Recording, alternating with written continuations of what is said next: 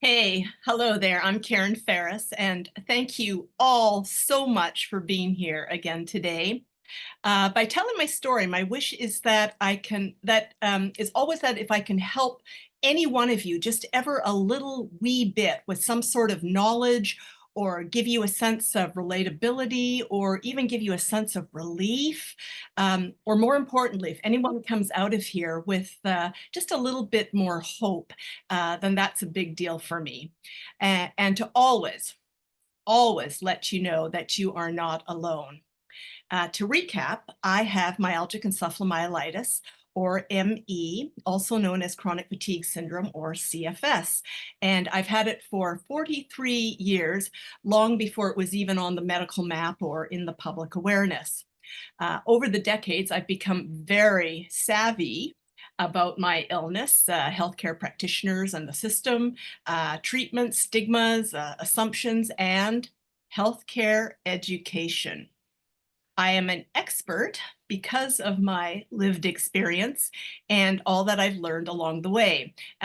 It's been a freaking long journey, requiring patience, inner strength, resilience, processing mounds of information, and searching for quality treatments and healthcare professionals, building my healthcare teams, and attending so many bloody health appointments.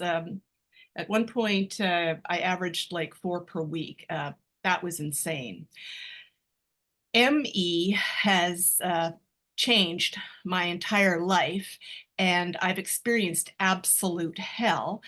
But ME has also changed my life in that I've taken my illness and parlayed it into opportunities and a newfound passion that has given my life meaning and purpose. And I'll be discussing that today. Part of that purpose is to help others, to educate students, healthcare pros, and the public, to advocate for those who live with ME, an invisible complex chronic illness, as well as advocating for those who treat and champion ME.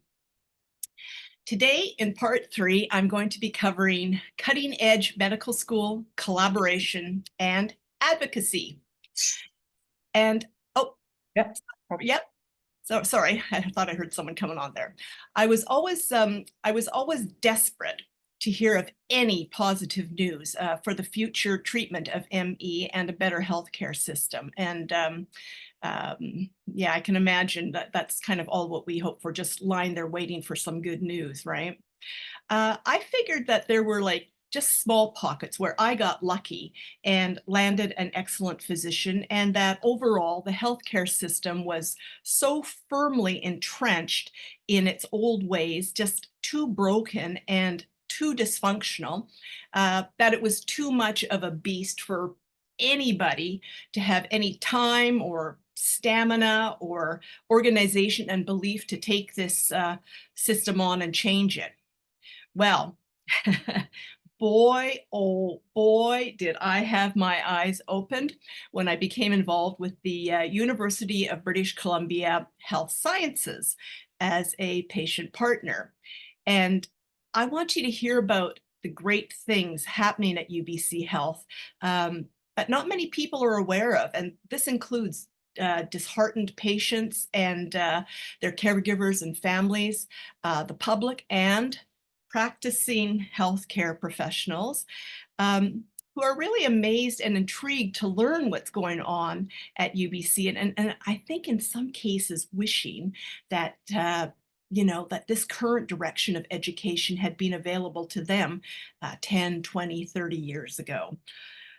Okay, 30 years after 30 years ago, after a decade of being ill with still no answers, a dinosaur doctor, and a very lapsed healthcare system, I recall lying in my very messy bed at my wit's end, utterly depleted, exasperated, and enraged by my doctor, who was not even remotely interested in figuring out why I was always ill. And as I lay there, I wished with all my might that I could speak to medical students at UBC and tell them about this mysterious illness, what I was going through, how the healthcare system and doctors had gravely let me down.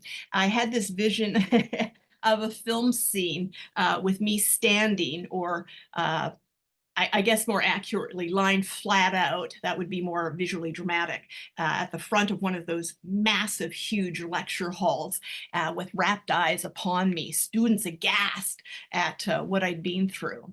Well, 30 years, there's no way that would have happened. To have a patient like me infiltrate the ranks. Anyhow, 10 years ago, I, along with my doctors and healthcare team, realized that I needed to put aside all career ambitions in order to focus solely on my health and well-being. I was still experiencing brutal crashes and going through a major depressive episode. I was completely burnt out from a medication that no longer worked, and I was just burnt out from trying so hard, from wishing so hard, and having all kinds of expectations about where I thought I'd be after decades of diligently trying so many things that what I thought would have improved my health by now, for sure. And not just improved it, but somehow eradicated ME completely. I was grieving for a life not realized, and all of those dreams of getting back to filmmaking, art, television journalism were slipping away. I thought of the narrative that I'd kept alive for all those years, that I was going to be one of the lucky few who recovered to get back to normal, and I'd be off and running. But this illness, it's really cruel, and it's very deceptive, eh? For all those thousands of times that I was jubilant and sensed a wee little glimpse of light at the end of the tunnel, I'd come crashing back down to earth. Uh, the control I thought that I had over my body and brain was just suddenly blown apart. I felt decimated. I had no idea what was intended for my life. And again, just felt like I had no purpose or no meaning. And that can really zap the human spirit out of one's self. I kept being reminded by my family and friends and healthcare team that I was loved, and that in spite of in spite of ME, I had lots going for me. I was a good person, a good friend and daughter, and I had a roof over my head with food and heat and plenty of support. Um, I'd actually grown when my mom reminded me time and time again that I was not standing out front of the Hudson's Bay department store with a tin cup. Thanks, Mom. But you know, that they reminded me that life is not all about working or a career or being defined by a product or production. Yeah, you know, in theory, I understood that. There is a lot more to life, but deep, deep down, I felt a massive loss of potential, of income, and an overwhelming loss of identity. Uh, I've been reminded that my creativity is not restricted to my vocation, but that I live it every day with the colors and decor in my home, the way I dress, the way I wrap a gift or plant a flower. And again, you know, I understand the premise, but I have always, always wanted more.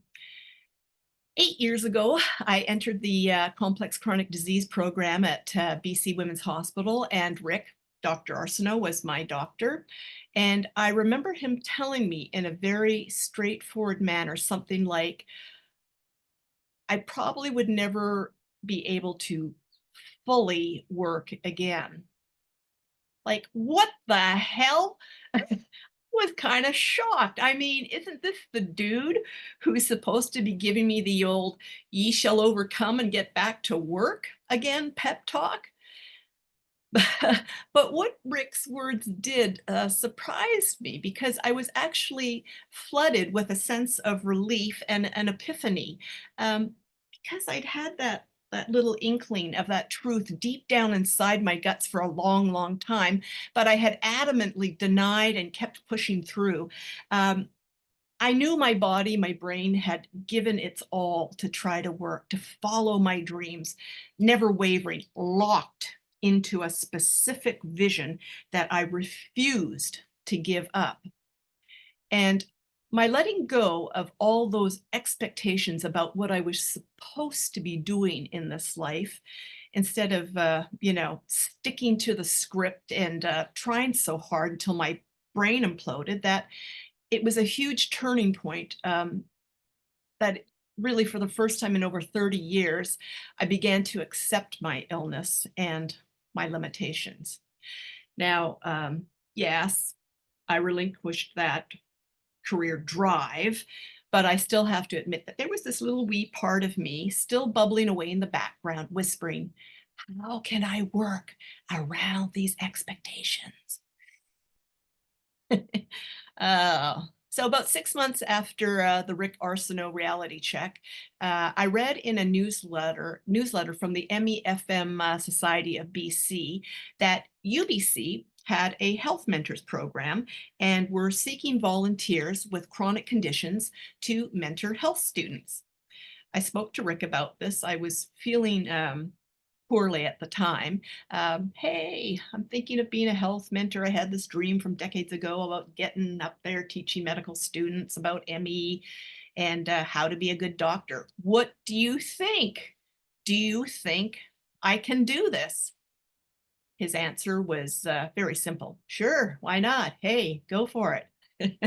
I mean, all of that I wanted to hear, but I was also scared of hearing. Uh, I was sweating buckets, excited by the possibility, but completely freaked out, anxious, and scared about whether I could handle it. Um, would the exertion make me more ill and crash as I had in the past? Did I actually have something legitimate to offer? Was I what they were looking for? Do I really know enough? What if I have to cancel? What if I let them down? What if they're disappointed? Oh my God. My confidence and self-worth had taken a beating for decades, and my body and brain had continuously let me down every single time I ventured forth with optimism. I got slammed over and over every time I tried to get out there and make things happen.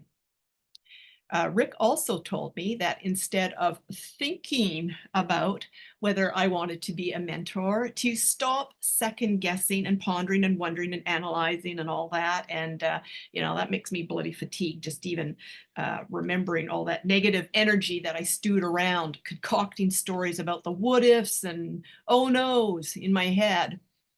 But to just give the damn thing a shot. Don't think about it any further. I developed a really nasty inner critic that is just, I mean, it's just like magnified with a chronic illness such as ME. Um, Everything for me had always been either all or nothing. I hadn't been able to see the nuances. And the fact that I didn't have to go charging out of the gate and come through with a blaze of glory, well, I was new that it was okay just to try with no expectations. That's easy to say. The UBC Health Mentors program, that started 13 years ago, and with doctors Angela Toll and Bill Godolphin paving the way. And Angela and Bill had been involved in bringing patient partners into UBC years before that. The Health Mentors Program is part of the PCPE, the Patient and Community Partnership for Education, and it's part of UBC Health. Patients with chronic conditions or caregivers of patients with chronic conditions. And I mean, there is a vast array, everything from invisible to, people in wheelchairs to dementia to Alzheimer's to loss of hearing. I mean, a massive variety. But anyhow, patients with chronic conditions are placed with 4 students from different disciplines. And we help them learn about the experience of chronic illness and disease and what's involved in its maintenance.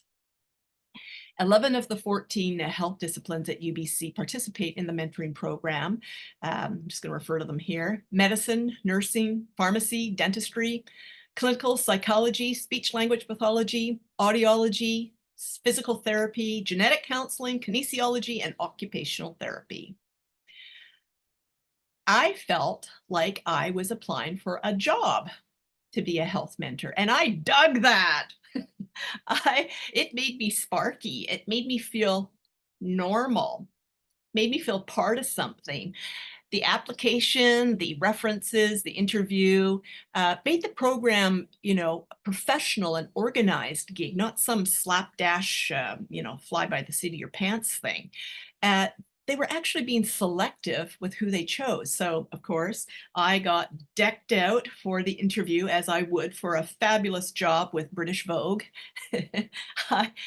And instead of trying to be something that I thought they might be looking for, as I might have done in the past because of my immense insecurities and loss of self-esteem, I just decided to be myself, that I was an individual completely different from anyone else, and I had my own unique lived experience. And above all, I had passion and enthusiasm in spades. Oh, snap, yeah. So when all else fails, my passion just comes on through. My first mentoring cohort was 18 months long. They're now 9 months long, phew. I met with my students for 2 hours at a time over 9 meetings, which included an orientation and a symposium.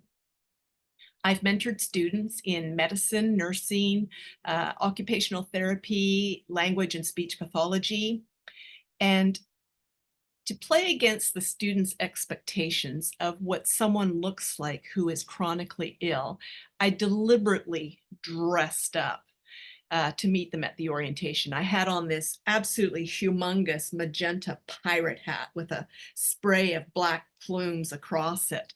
And, I just love a dramatic entrance. And there were close to 50 mentors and nearly 200 students in a huge hall. And later my students told me that they saw me coming thinking, there's no way this chick, is a mentor. She couldn't possibly be ill. She doesn't look ill. So, as I strutted towards their table with a big grin, giant grin on my face, their jaws dropped. They were completely flummoxed that I was their chronically ill mentor. So right away, bam, they are taught to never, ever assume, to not judge a book by its cover, that an invisible illness is just that, invisible. That's one of the absolute prime lessons that I teach in every single class or lecture. The noise level of the eager chatter in the hall was extreme, and I had problems with my voice. Any exertion resulted in me hacking and seizing up. It was painful. I was sweating profusely. It was intense, and I was completely wiped out, taking over a week to just recover from a couple of hours. I had difficulties with my energy, my voice, and concentration and brain fog in subsequent meetings, but I wasn't daunted. I remember sitting there in the pharmacy lounge, just absolutely drenched, like, a hose was spraying water on my face, and me going, it's okay, I'm okay. But anyhow, I kept going. I structured my life around being a mentor, and went through. Uh, the first 18-month stint was completely incredible. However, I knew it was too much and that I had to take a break. I just couldn't continue doing it as much as I wanted to. So, and then 3 years after that, I was kind of easing back into teaching annual workshops and such at UBC. But it would be another 6 years before I felt I had enough energy and stamina uh, and returned to the Health Mentors program this past October, and will continue to do so as years come on, because I'm feeling a bit better. One thing that I just want to mention here and interject is that I have spoken to Rick about my concern for people with ME hearing my story regarding work. I am truly an optimist to the core, and my aim is to give you hope and inspire you, because I believe that anything is possible. I'm living proof of that. But I kept asking Rick, the fact that I haven't been able to consistently work over the past 43 years, the longest full-time gig that I had was as a television journalist for 1.5 years before I had the biggest flaming health crash of my entire life. That was 25 years ago. And I asked, isn't this going to bring people down? Aren't they going to want to hear that I'm fully functional and working my arse off here? Rick replied, they need to hear it as it is. They need to hear your story. So I hope that instead of finding dismay with something like this, you are finding that, yep, anything is possible. And to also remind you that there are variables. We're all different with this illness, and some people can do more than others, and some people can do different things than others. So again, just never, ever, ever lose hope, okay? Anyhow, back to the mentors, health mentors. I want to stress that the program is not mandatory for students, apart from those in occupational therapy. The students choose to be involved as a mentee in addition to their structured classes. They are doing it because they want to. And that's a big deal given the limits on their time and the amount of courses and stuff coming at them. Gosh, I mean, and they rave because mentoring over 9 months, they get to know a patient and a chronic illness in depth. It's like anything that they're going to learn in a classroom. The program has proven to be one of the best educational experiences that they will ever have in their entire years of study. Like, wow, that's pretty incredible. The mentoring program is also a chance for students to explore, to question, and to experiment without any pressures of a clinical environment, right? They can speak up without fear of being judged or mocked. I teach them to be open-minded and curious. And believe me, I am an open book. I reveal it all because I believe they need to know about every aspect of living with a chronic illness, especially the awkward subjects, and that they need to learn and practice with me in order to feel comfortable and confident when they are full-fledged professionals. Mentors and students are given a 42-page handbook, and again, love that the program is professional, organized. On the other hand, oh man, that was crazy overwhelming. This the small print and the amount of words on a page, the long paragraphs, and even longer sentences, instructions, suggestions, and an extensive table of contents. It's written in a way that was really new to me. Health, education, academic terminology, and acronyms. God, they love their acronyms galore. I read everything over and over dozens and dozens of times, trying to get a grasp on what the words actually meant and what I was expected to do. My brain even now has a super tough time processing new things, and that understanding a sequence of words can even be a really tough thing and take a lot of time. But with this program and the handbook, there was also this freedom. I could go off book and discuss whatever the students and I felt was important. So there was giving us a sense of like independence, a sense of, we're in control. And what I'd be teaching, holy cow, this was the beginning of me seeing the astronomical change in healthcare education. And you need to hear about this. Some of the biggest intentions in UBC Health are patient-centered care, interprofessional education, and collaborative decision-making between healthcare practitioners and between a practitioner and their patient. Not a lot of that exists today, so bear in mind, this is what's coming. Interprofessional teams, in addition, they're there to provide specialized care, but they're also to kind of like release the burden and burnout that medical doctors experiences. So, why wouldn't medical doctors want to take them on? One of the meetings that I had with the students, it was called Words and Meanings, and Words and Their Meaning. And oh God, I love this one.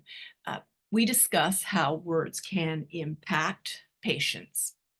Words that soothe us, words that rile us up. I mean, think of words that are, implied, inferred, or missed. Many healthcare pros, they're just not aware of the impact or the effect that certain words can have on a patient. They mean well. They're not intentionally trying to hurt us. And yes, there are those freaks out there who actually weaponize words to use against us. But for the most part, there's this, disconnected thing about words. And it's up to us, the patients, along with our practitioner, to have these discussions about what words work for us and what don't. So for example, I discuss the word normal, which I bring up a lot here with students. What does normal mean for someone who is chronically ill? I used to say that when I got back to normal, i.e. life without ME, then I could really start to live my life and embark on all the plans that I'd imagined once I felt better. It took me years to finally get into my head that this is not the way to live with this illness, but to live now and for today. Other words that we talked about, what's the difference between a cure, healing, recovery, remission, or what about, hey, the words sounds like things are going good. What does good mean? Man, that used to trigger me. I mean, having ME didn't seem like anything was going good. However, I learned how to phrase it differently and say, okay, within the context of living with ME, I might be having a good day or a good couple of hours. Same with the word well. Things are going well.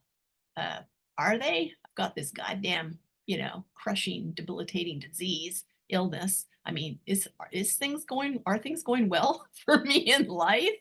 So I paraphrase again, and I teach students to paraphrase, despite having ME, I think this treatment is going well. It's not all that I'd like it to be, but, I do feel a lift in energy. So I have defined the word well, or the words acceptance versus giving up versus letting go, or the word fatigue versus exhausted, tired, burnt out, run down. I learned to describe it as soul crushing fatigue or bone crushing fatigue, because fatigue on its own just doesn't evoke to people, what exactly I'm feeling. And I need to use adjectives. I need to use a more dramatic, forceful word to help them understand. I teach my students how to communicate effectively, sincerely, and compassionately with empathy. with a patient. I mean, this is what we all hope for and dream for, that, you know, medical practitioners and doctors especially are going to be like this. You know, for them to suss out what words work and do not, to put aside biases and their own personal beliefs and consider the patient. At another meeting, patients were armed with 16 glorious hues of sticky notes to map out my entire life and health journey, which goes back to age 9. And as my pharmacy student said, this is going to be a long timeline. My journey stretched out to 26 feet long on sheets of drawing paper with all these sticky notes on it. And what the students go through is this 2 hours of the most rapid fire, robust, in-depth, detailed chartings of my world and the people in it, my beliefs, my emotions, the history of my health, physical, mental, cognitive, emotional, work relationships, family, friends, actions taken, actions not taken, expressions of guilt, remorse, regret, shame, humiliation, happiness, optimism, desire. It is one massive flooding of information. And through this, students learn that there is so much more below the surface that you know, that of each human being, and that we are all different. We are not stats or numbers or cases. We are people. I teach students to be human, genuine, reliable, relatable, open-minded, to think outside the box, to be visionaries, and, you know, to be equals in healthcare, and to reject absolutely any hierarchy, because man, that has gone on for so long. And I'm telling you, I am sick of it. I'm lucky enough not to have it with my healthcare team, but boy, there has to be a whole, you know, wiping aside the pedestal with those almighties who think they're better than others. Because basically, you know, we're all in this together. I encourage my students to speak up and to encourage introverts, whether it's a healthcare team member or a patient, and how to do so, how to nurture that relationship. And I teach them how to advocate vigorously for their patients and for each other. I teach, well, I'd say my teaching method is I teach through riveting storytelling and creative brainstorming, which is right brain learning to complement left brain learning through creative methods that I've developed to help students learn more easily and retain and actually enjoy what they've been taught. Students, you know, it's interesting because they view a health appointment, they mentioned that it's just a very brief snapshot of a person's entire life, that there's lots more to uncover and to fully understand a patient and their health. I mean, the fact that my students are thinking of this and seeing this, oh my God, this gives me hope. This gives me like complete, you know, excitement for what the future of healthcare is going to be like. And again, not all students are going to be like this. It's a universal thing, but just so you know, this is being implemented at UBC. My medical student, oh my God, she told our gang that the focus of med school these days, this is going to rock your socks, is not so much on the medicine, but on the relationship with the patient. Listening, looking, what the patient needs, not just what the illness or disease dictates. I mean, kaboom! That blew my mind. That's revolutionary. I would have never ever thought that med school would have been taught like that. My students in nursing and occupational therapy, they told me that patient-centered care is discussed on pretty much a daily basis and reinforced pretty much on a daily basis. That again is a really big deal. You know, all of this is a priority for UBC health curriculums and for transformative healthcare system in BC. I hear that word a lot, transformational healthcare, a transformative healthcare system, because the one that we've got now sucks big time. And physicians, students, faculty, not just at UBC, but in BC around the world, they know it. It sucks. Patient-centered care, like I said, this is where it's all about the patient, and it's all about collaboration and interprofessional teams working together to give us the best care possible. Now, I know this is going to be a huge challenge. I mean, you know, it doesn't escape me that this is a monster to take on, and faculty and staff know it as well. Transformational healthcare, this is a mammoth undertaking. I mean, this could take years. However, I am freaking excited that at the very least, this change has started, and it is exciting. So please keep that in mind. Like, just allow yourself to have like, whoa, things are going to change. Don't know when, but by God, we're on the road to that, okay? I have witnessed so much progression in health education. 7 years ago, when I started mentoring, the concepts of patient-centered care and collaboration and interprofessional teams still seemed kind of in their infancy for me. But this past year, these concepts are entrenched in the classes and students' minds. I mean, these words now just simply roll off their tongues. It's just a matter of, you know, this is how it's going to be. Here's how we're going to practice. Here's how we're going to be with patients. Anyhow, from health mentoring, I became a patient co-facilitator and educator for like an annual workshop entitled Collaborative Decision Making. And I've been part of it since the inaugural thing 4 years ago. And along with the faculty co-facilitators, you know, we lecture a couple hundred students from all 14 UBC health disciplines. And just before I forget, you know, this is it. I'm in front at a large lecture hall with rapt eyes, if I may say so, upon me. So, I mean, you know, wish it, dream it, and it shall come, right? Oh my God, I just can't believe that still. But anyhow, I present my story of living with ME and relate it to team-based care. I give examples of doctors who were the absolute pits in my healthcare, but I mostly speak about exceptional doctors and practitioners because that's what I focus on. How to be an outstanding healthcare provider.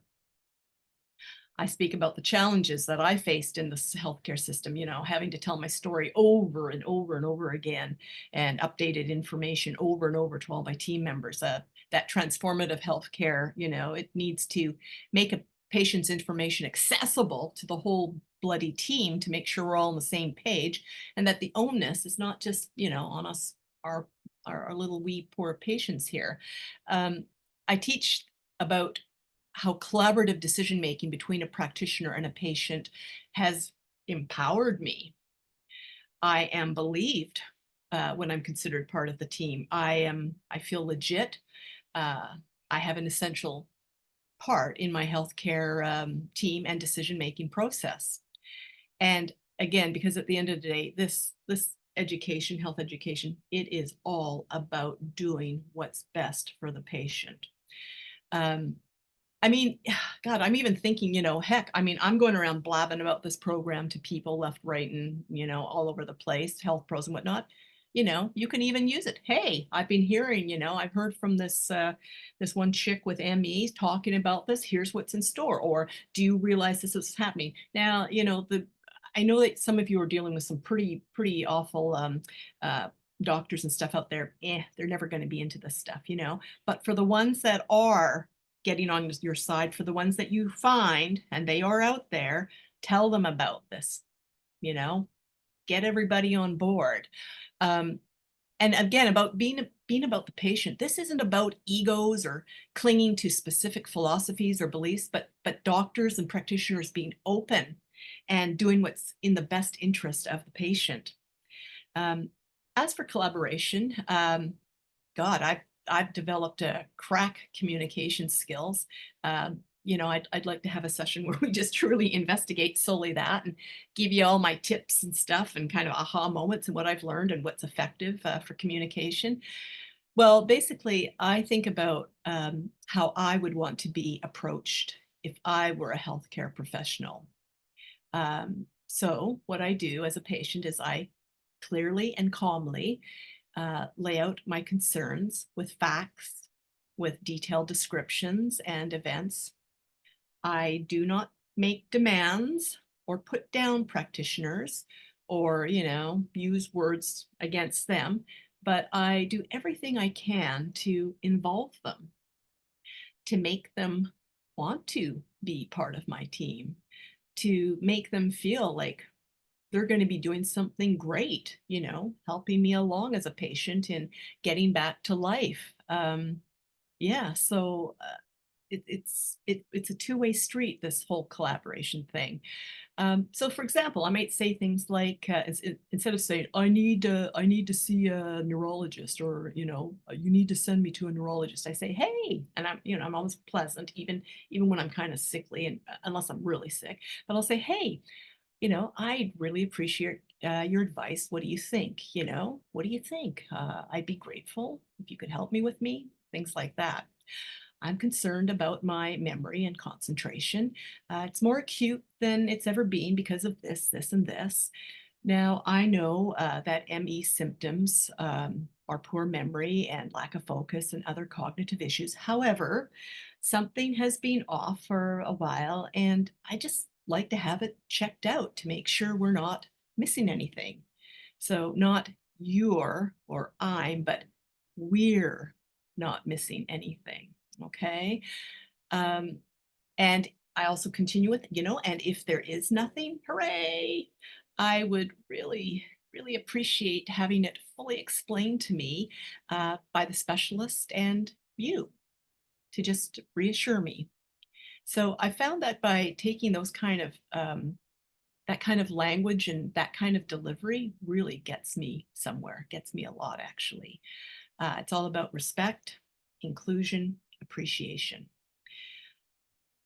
I am an equal in my healthcare. However, I fully acknowledge and respect the knowledge, skills, and experience of my MD and the team.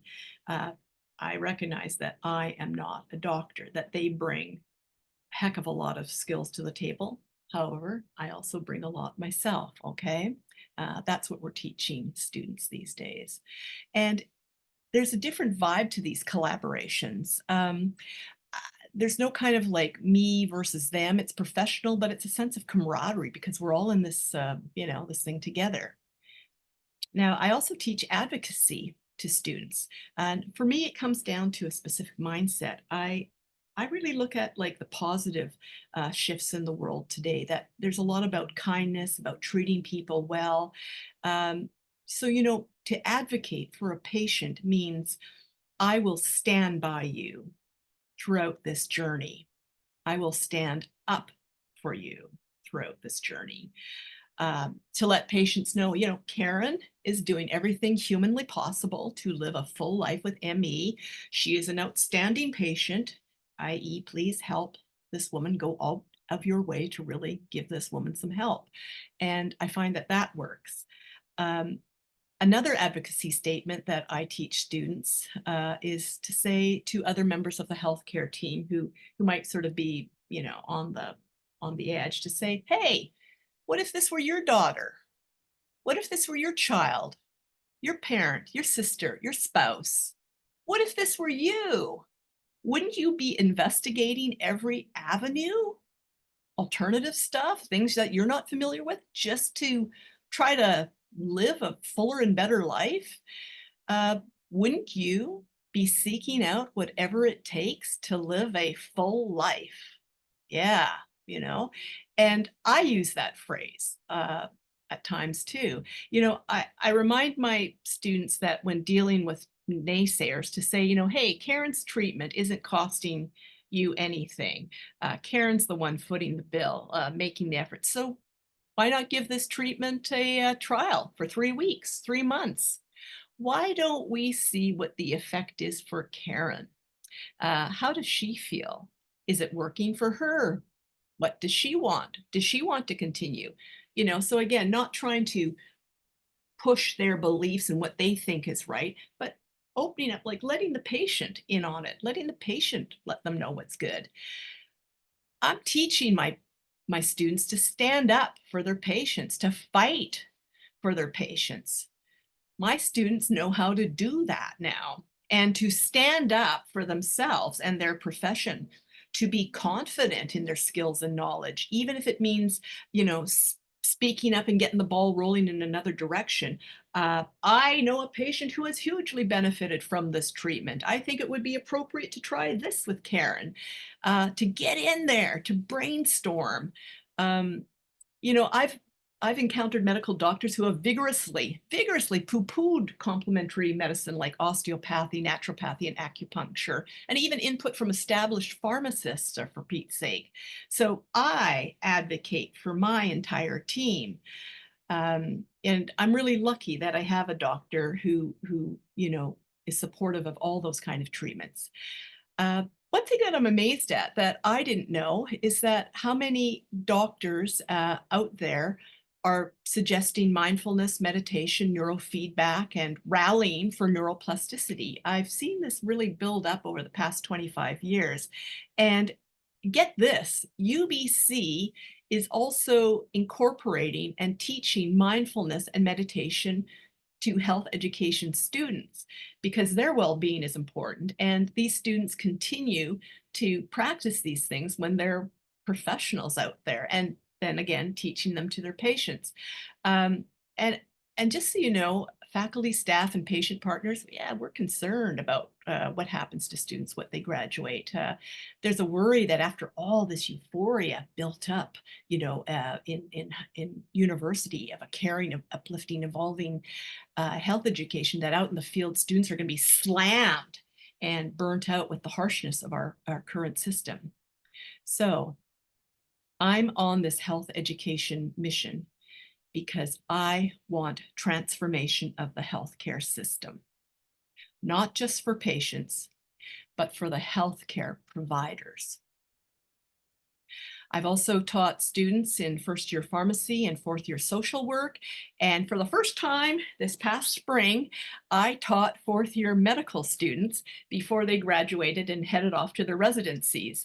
I revved them up about interprofessional collaborations and to never, ever make assumptions that what's on the surface may not reflect or does not reflect what's going on the inside.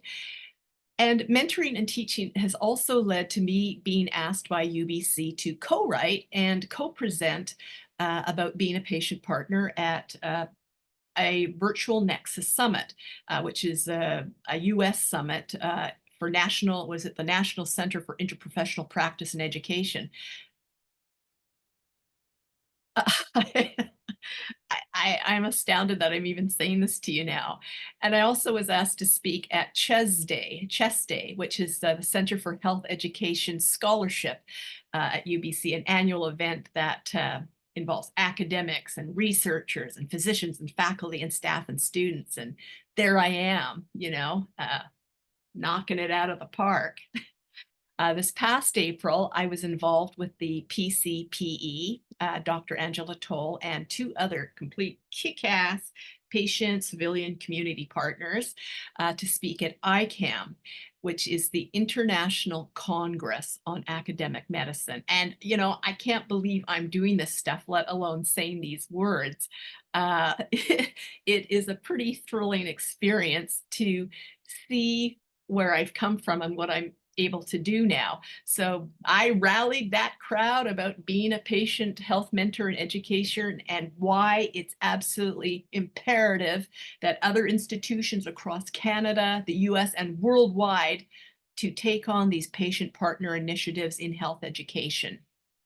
And last week, I'm very proud of this one. I attended the UBC Health Awards with my mom, where I was a recipient of the R. Paul Kirsten Community Educator Award.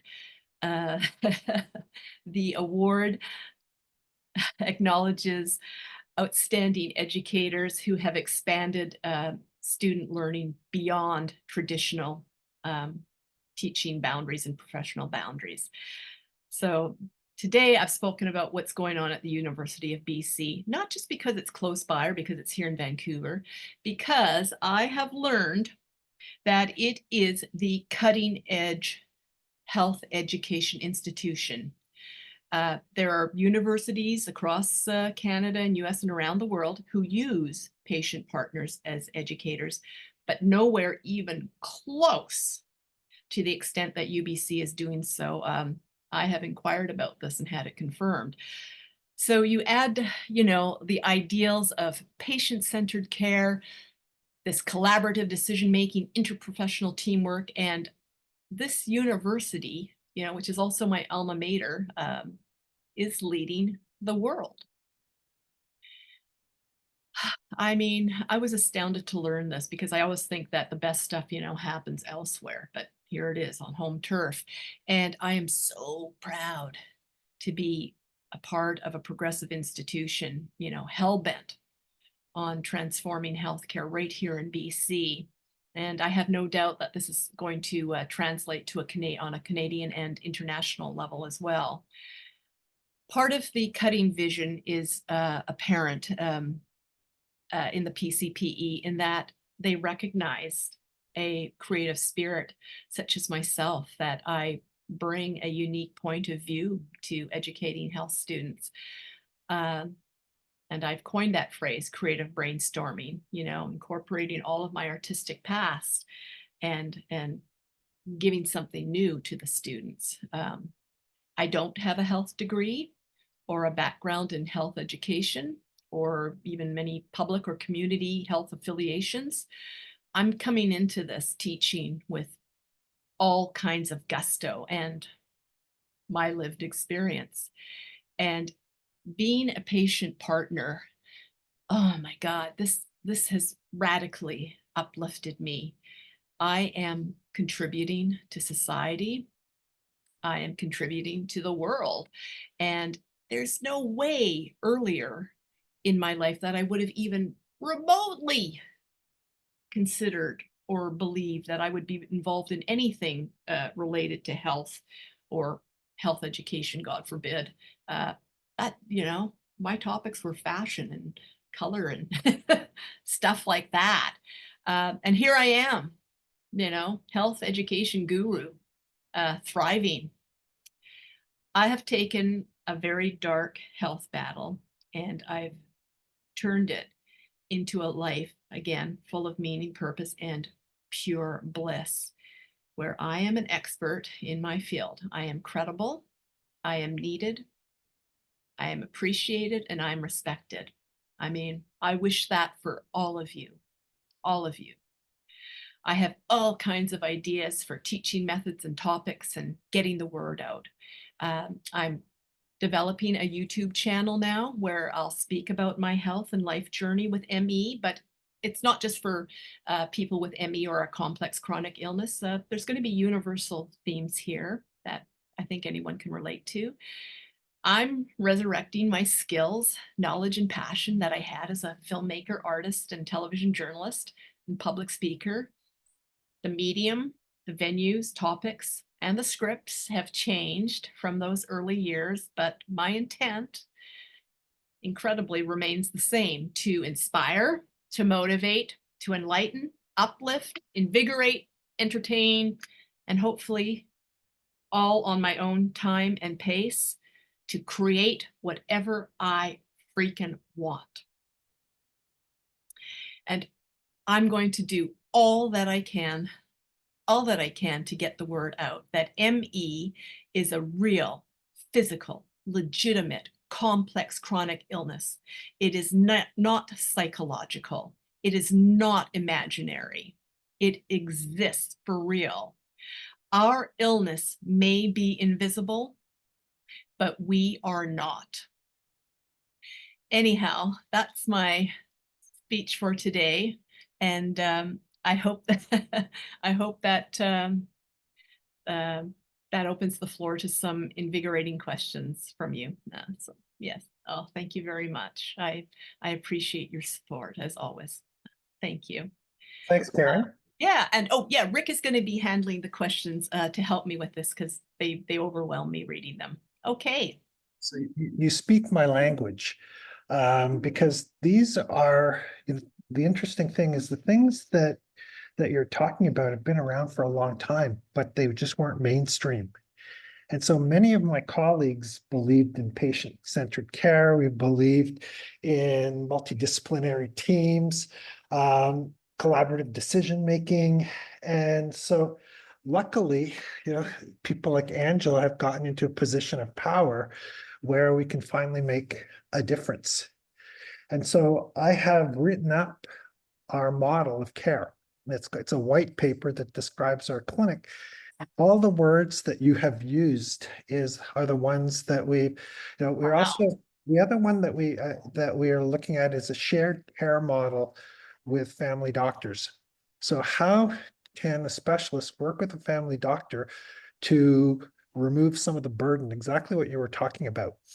And so, for instance, taking away the paperwork, because when the family doctors doing some of that paperwork that they don't do often might take them an hour, where it can take me 10, 15 minutes. So, and then, I'm going to get you to help. We're writing a handout, let's call it a handout, on how to navigate the healthcare system. Because often I find that patients with these conditions, don't know when to use their GPs, don't know when to use me, don't know how to approach the specialist, don't know if and when to go to the emergency room. Yeah. And so that's something I talk a lot about in the group medical visits with patients, but we need to have it, somewhere where you can read it. And I think you as a patient would be the best person to deliver that in one of these talks. Oh, well, thank you, Rick. Hey, and just one thing I want to interject there. Oh, thank you. And is that there's a lot of doctors out there. I find the ones that, who were the pits or challenging, who just didn't believe in me or whatnot, that they're all about control. They're all about control. They want control. So anything that's different, anything that comes up about naturopath or neuroplasticity or whatnot, anything that's unusual, they don't really want because I think it freaks them out or scares them. They want control. Whereas this whole thing of having it, with a healthcare team, again, to alleviate the burden and to, again, give them a break, but to do it for the patient, to make it about the patient, not just, you're going to listen to me and what my word says goes. So I think that's a big deal in this. Yeah. Okay, so I'm not going to read all the questions because some of them are off topic and some of them are just woohoo, thank you, yay. Oh, I love those. Yeah. One of them Thank is you, actually, everyone. hello, fellow mentor. She's been working in the mentor program for 3 years and also loves it. Hey, It says, have you done neuroplasticity? What is your anecdotal opinion of those techniques in terms of decreasing ME symptoms or bringing about remission? yes. Yes, I was part of the inaugural neuroplasticity session that Rick developed a few years back. And I actually, well, first of all, I came into it with a lot of background in therapy and cognitive behavioral therapy, and there's a lot of things in there that can be applied to this. So I was actually well kind of prepped for this. And I found that when I did, or when I do the scripts, that I actually felt this little puff of relief going on that I couldn't explain except that it started working. And I'm very attuned to what my body is and what it can do and all that stuff. So I just kept trying to replicate that little puff of kind of just sort of a brain softening or brain letting go.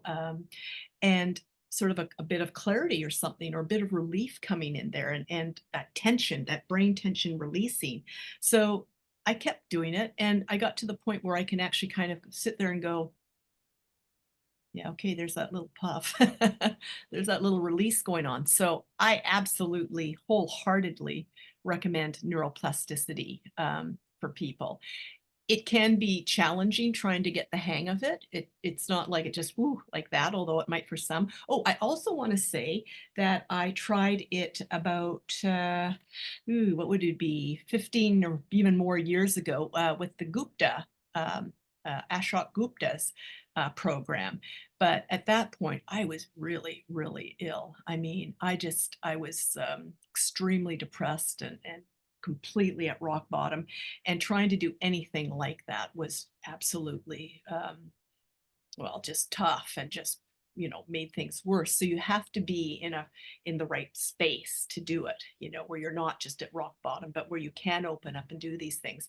But yeah, I mean, it hasn't completely put me into remission, but for God's sake, I'm not giving up. I'm continuing on with it because I do think it works. And I think anything's possible. So that's my hope. I want to see if I can get into remission.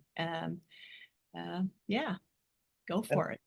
the thing to remember is when I talk about remission, I talk about partial towards full, Yeah. because, it's not all or none. There aren't some people who have a remission, people who don't. There are people who gain 10, 20, 30, 40% capacity. And there are people who get back to work. So right now, I've, we have 3 doctors who have done this and are getting back to work after getting COVID and long COVID. Wow.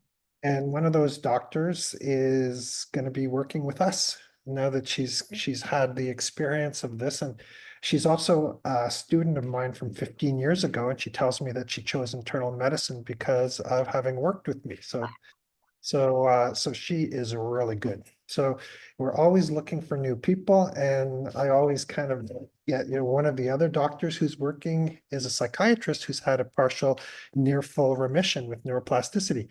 And she's the one who's doing the acceptance and commitment therapy. So we're slowly growing. We're kind of like a snowball. Before, I felt like I was a lone wolf crying in the dark and nobody was listening except for my patients. But slowly but surely, we are developing legitimacy. And that's why we've just written a white paper that describes everything that we do. And we're going to actually share it with all of our patients so that they can share it with anybody that they know who it might be in a position of power. Because it turns Yeah. out that one of the patients with ME is actually an assistant to Mr. Dix. Oh, oh, there we Yeah, go. there we go. Yeah. So this one is more of a comment. It said, chronic patients are the strongest people I know. We have to live the best life we have at whatever capacity we have. To show up as we are and not be judged by self or others is the bravest part of chronic illness. Being raw and honest is something too much for those that have never been sick. It is their stuff, not ours. Be a peacock in life, loud and proud. Yeah, that's what I always say, like in our shame and trauma group, is embrace your freak, right? I Yep. think the part that makes me interesting is not the parts that are conventional like everybody else. What makes me interesting is my freak. And the same thing that makes you interesting is your freak. So Yeah. live your freak, be your freak, don't apologize for your freak. And if people don't like it, that's not their problem. That's That's right. your That's right. problem. I remember, like, I love being different. I love being unusual. I love being, the fact that there's one of me, there's one of you. It's like to just be yourselves, that kind of thing. And that sense of of being an individual got lost with this illness, and got hacked down and blown over by people who didn't understand me, or kept thinking I should be like this, I should be like that, I need to conform. And again, when I found my strength and whatnot, there are these comments coming from people or whatever. It's not about me or us. It's about them. It's their beliefs and stuff. And, you know, I don't agree with them, so I'm just not going to let their words impact me at all. So you have to be a tough cookie to live with this illness. It requires a lot of determination and a lot of, like I said, resilience and toughness.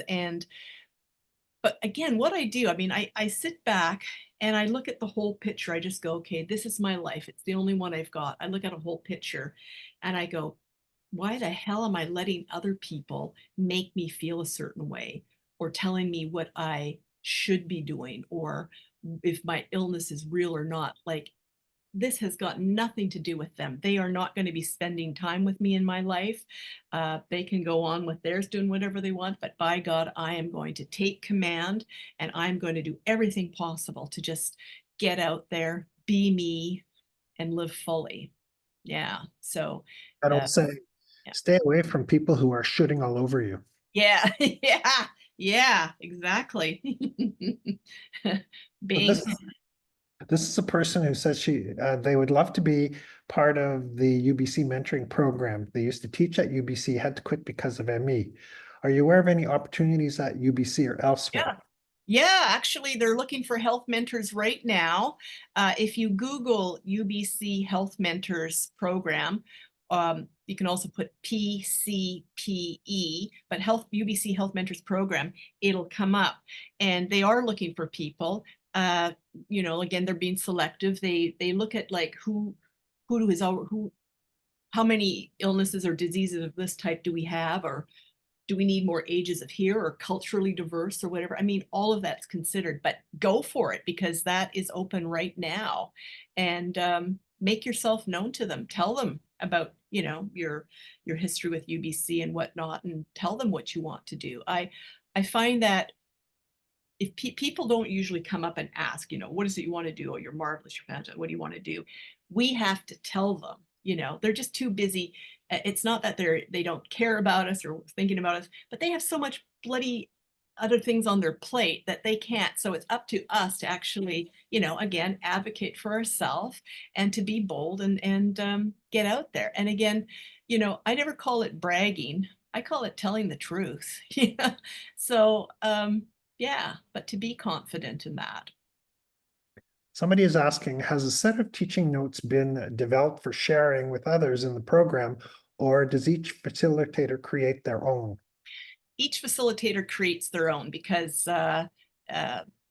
we are individuals. So again, there'll be this handbook suggesting all the topics, which you know you really try to hit the basics of all that stuff. But again, all of our styles, all of our backgrounds, all of our intentions, you know, or how we do it, how we deal with patients or students rather, that's all up to us. It's all individual. I can, you know, we meet up and we'll discuss like, oh, well, here's what I find works as a health mentor, or oh, I'm having this problem. What do you suggest, kind of thing. But for the most part, I think it's just about running with who you are and not comparing yourself to anybody else. I mean, you know, I think he used to go, oh God, am I teaching what other people are teaching? Am I missing out on something? Am I screwing this up again? But no, you need to be very confident in what you have and just um, go for it. Yeah. So no real teaching notes. It's just a matter of, you know, throwing yourself in there and trial by fire and going for it. Yeah. Being yourself and being sincere and genuine is, you know, part of the education of students. I mean, that's what they're going to relate to. And for me, I found that the biggest thing is to get them talking. I haven't had that much of a problem with my groups, but I really know how to dig deep and get their opinions and have them starting to collaborate with each other. I'm very provocative in how I do that, and to not just do surface level stuff, but to really have meaning in what they're investigating. And I get them rapidly thinking, rapidly talking, and yeah, they love it. They've written to me saying just how much this has changed not just their education but their life, and how they can see implementing all that I've taught into their practice. That's a really big thing, and yeah, I'm just so proud of them. So I think the next question I'm going to take first, and then I'm going to give to you afterwards. Mhm. It says, what would you suggest as a patient response when a professional uses words like ridiculous when they are told that Dr. Arsenault's suggestions to be off work for 6 to 12 months? I'd like to be able to self-advocate, teach how such words can have a huge effect. So we'll see if we have the same approach to this, Karen. Mhm. Is what I would say is use your primary care doctor for primary care. That's their focus. And if you're not sure if something is in the boundary of with me or with primary care, you show up to a group medical visit and I'll tell you, yeah, don't worry about this. Yes, go back to your GP, ask for this. But also, I think you should assess your GP where they are along the spectrum. You have the GPs, like we have one GP, Bruno, what's her name, who did the group with us? Okay, Dr. Ziedler. So Dr. Ziedler is at the extreme end of a spectrum. She came and she did core group for 16 weeks on her own time, unpaid. And because she has lots of, and she uses all of her handouts and she starts the medication. And so she's at one end of the spectrum. And then at the other end of the spectrum, I don't want to give any names, but you have the person who, and this is true, who fired their patient because they're seeing me. And so you got to figure out where your GP. So is your GP kind of not interested in this and is gaslighting you? Is your GP interested but too busy to kind of take part in it? But then, or is your GP at the other end? Because the problem is if you try and teach somebody or to make them understand, you're likely to have a negative impact on your professional relationship. And so this is where in my shame and trauma group, we talk about boundaries when there's a power imbalance or a dependency relationship, where you have to be both strategic and have boundaries. And so if it were me, I would realize, oh, I can only use my family doctor for primary care, and I won't even bring them into the conversation of what I'm doing with Rick because they're obviously not on board. And always have the feelers out for a new family doctor. But in the meantime, try to sore throat, pap smear, vaccination, use your family doctor for that. Use us for the paperwork.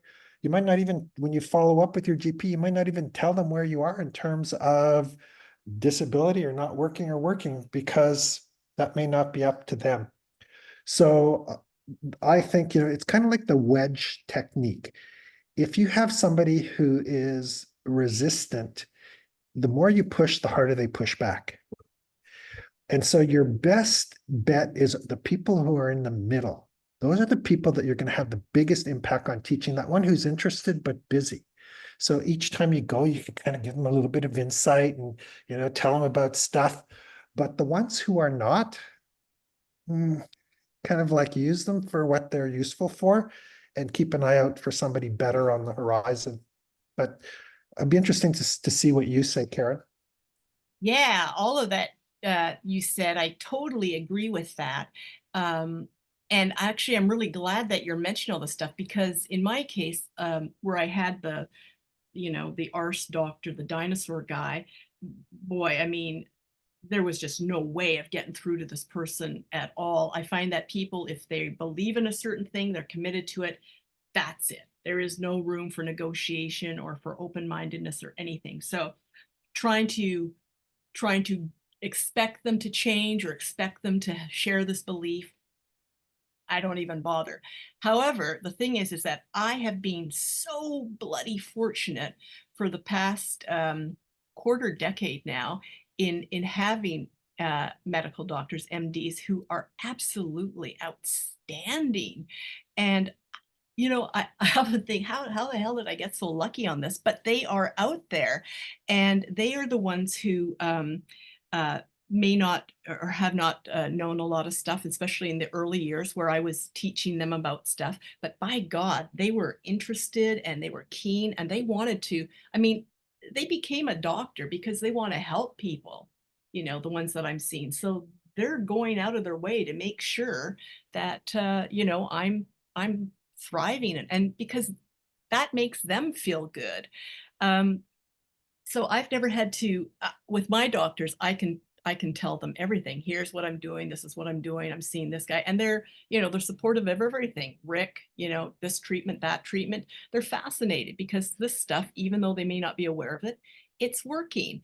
And so I think that let's see here. I agree with the fact that you don't have to tell everything to everyone if it's not going to turn their crank. Again, in my situation, I can say whatever I want and it's great.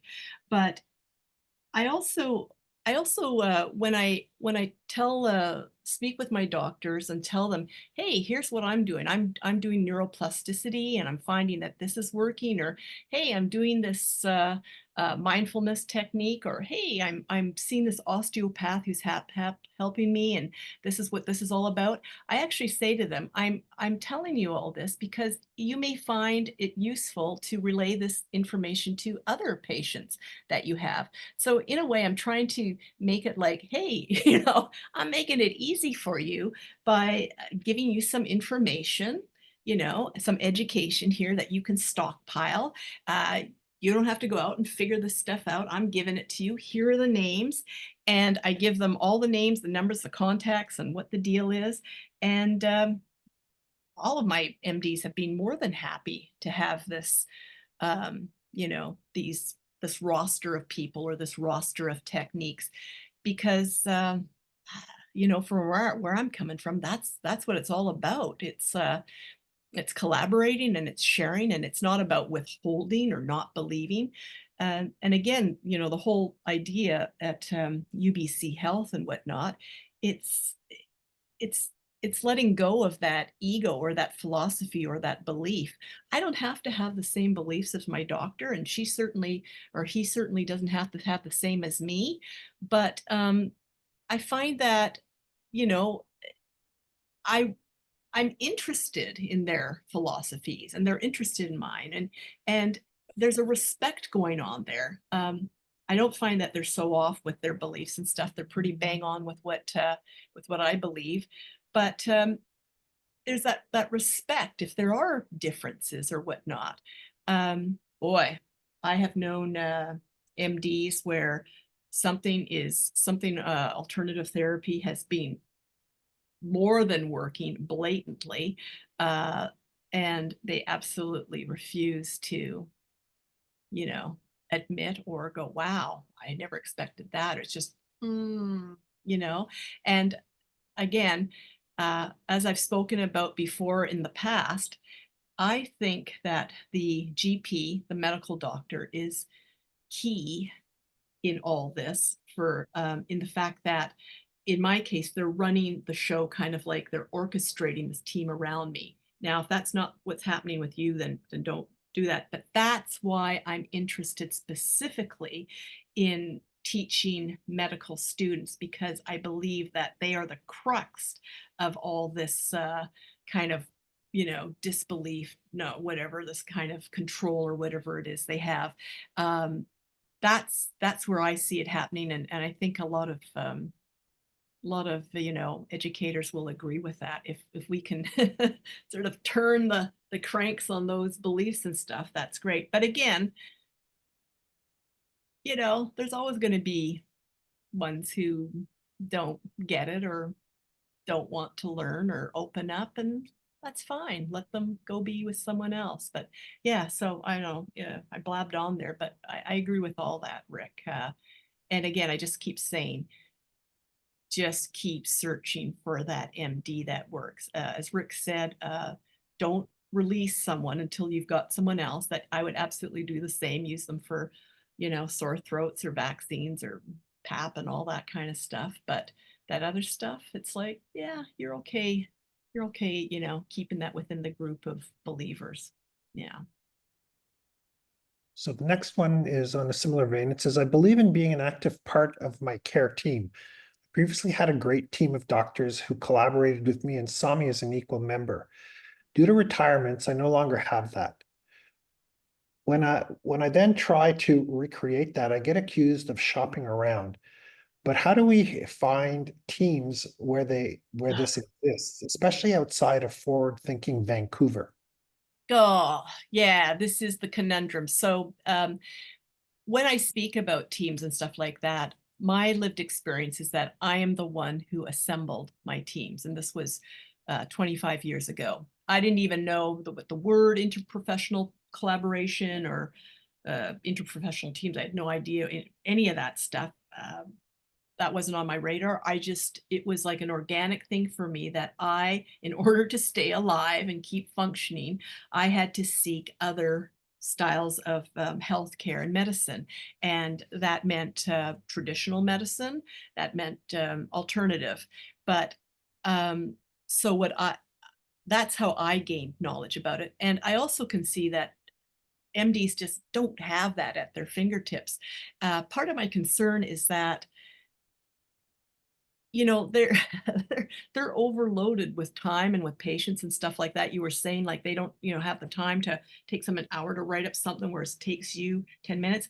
I question, I say to my students, I'm concerned that will you have the time to read about this or look into this?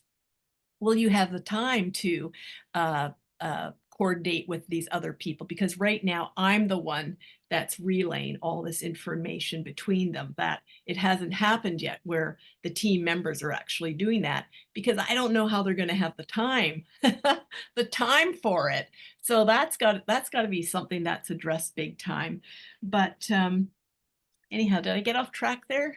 No, Okay, yeah.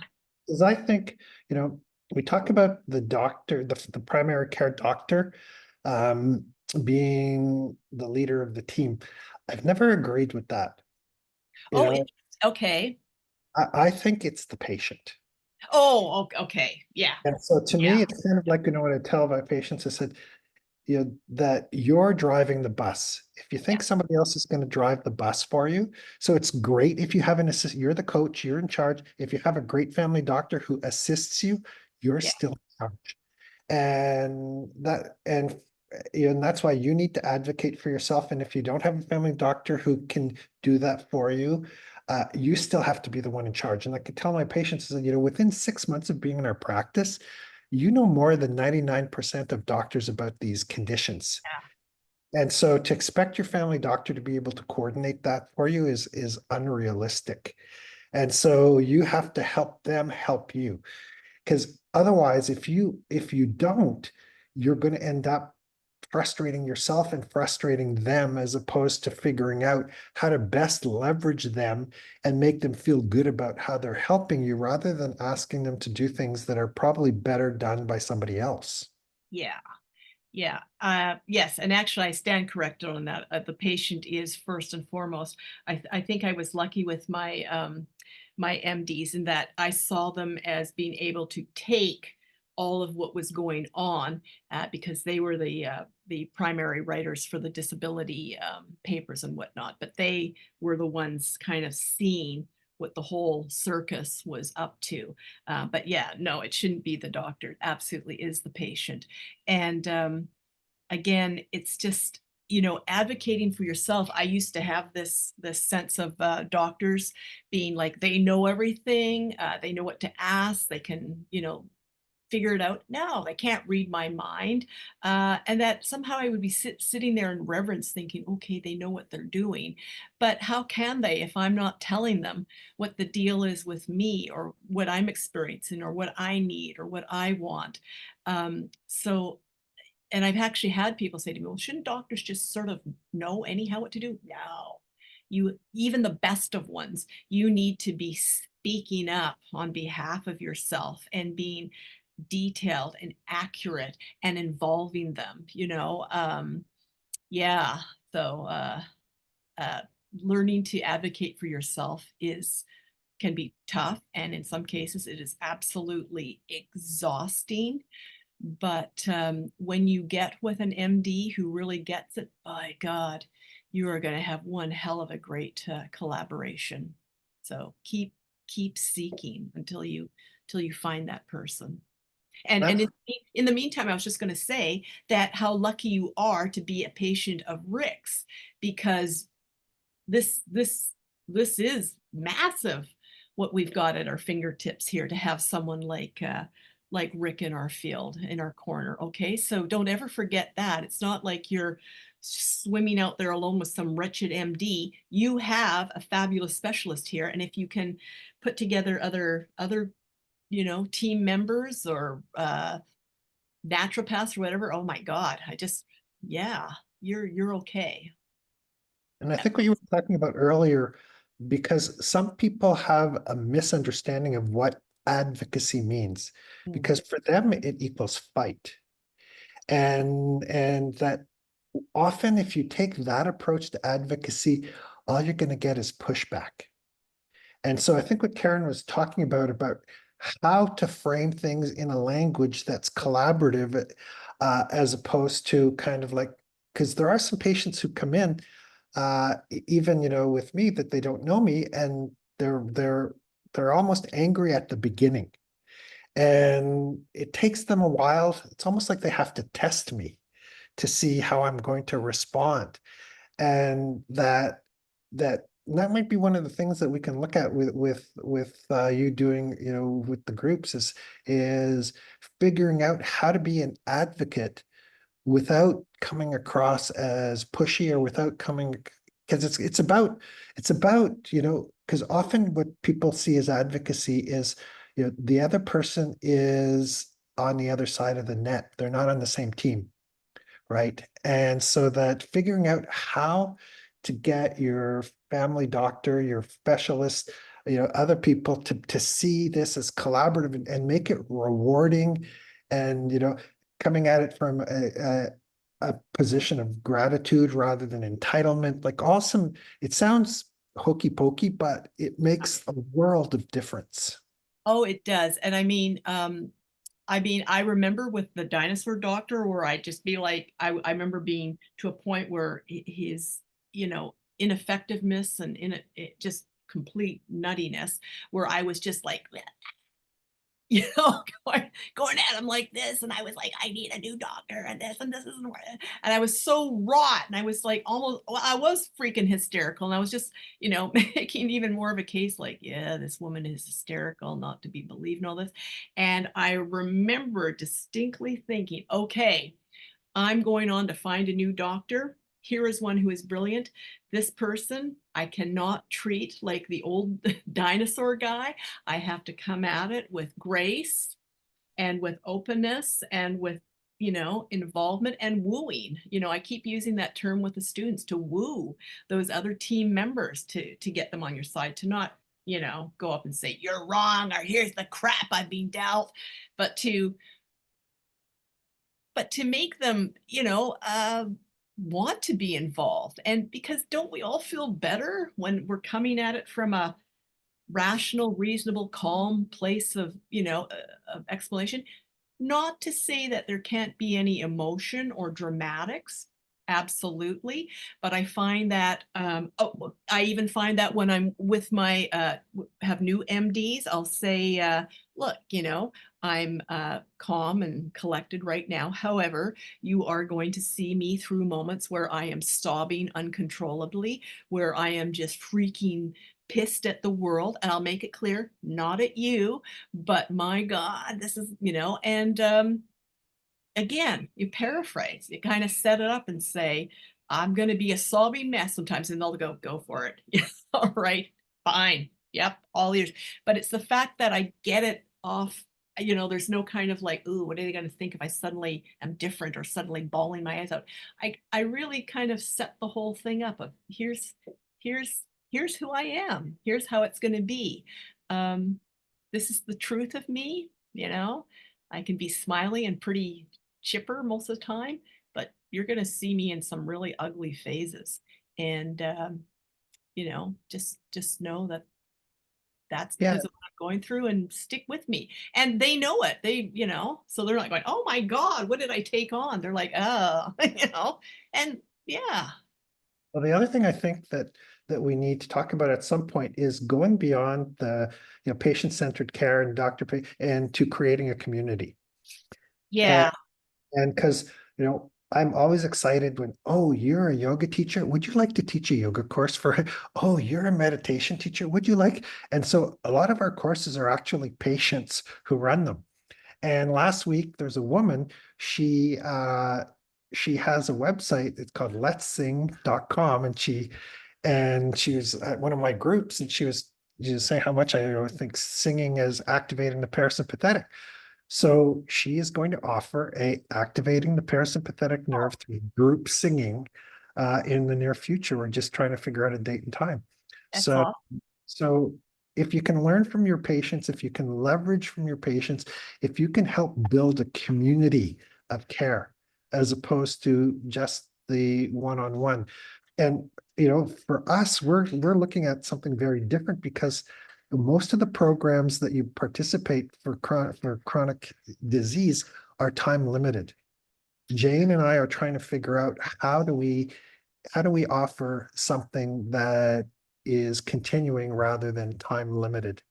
And so I know that there are some challenges, and I know people would prefer one-on-one for certain things, but we're always looking at balancing care for the individual and care for the community. And so far, I feel like we've done a pretty good job, but we're always looking for new ideas and for patient partners. So, and Karen is obviously one of our patient partners. So thank you, Karen, for such a Thank great you. presentation, and we'll Thank you. definitely have you back.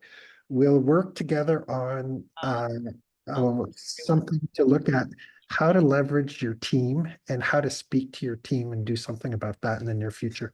and I just want to say again, I see all the emojis and stuff. Thank you so much for all of you um, attending these discussions. I am very, thank you. It's very heartwarming because to know that I'm actually making an impact, that just makes my day and just uh, makes me want to do more. And that's what it's all about. So thank you so much, really, from the bottom of my heart. I just I really appreciate it, and I'm so glad that you're getting things out of this, and hopefully, finding those little snippets of feeling better or whatnot. And again, just, you know, always know you're not alone.